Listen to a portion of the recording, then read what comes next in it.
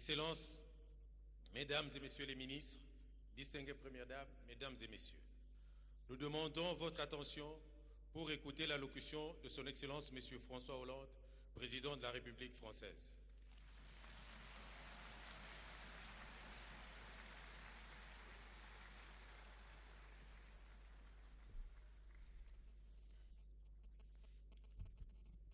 Monsieur le secrétaire général, cher Abdou Diouf,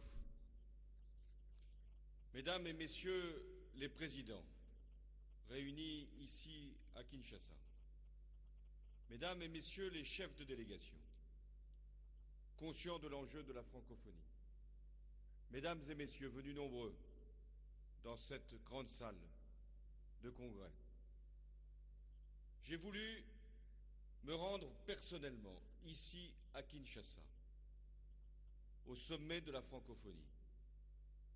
D'abord pour une raison simple, c'est que je voulais témoigner du soutien de la France au peuple congolais, qui aspire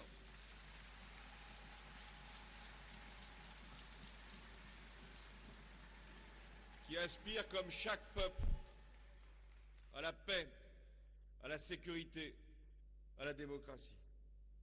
Je voulais venir ici à Kinshasa pour exprimer une nouvelle fois ma confiance dans l'avenir de l'Afrique, qui est la jeunesse du monde.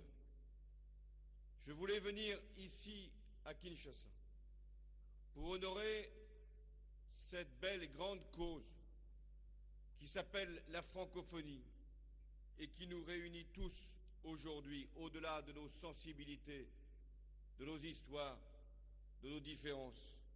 Notre patrie commune, disait un grand auteur français, Albert Camus, c'est la langue française.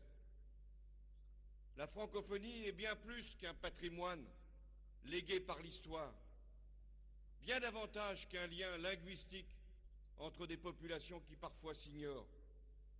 La francophonie, elle porte des valeurs, des principes, des exigences.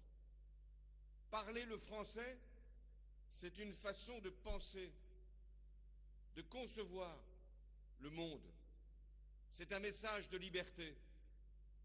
C'est en français que les révolutionnaires de 1789 ont proclamé et donc écrit la Déclaration des droits de l'homme et du citoyen.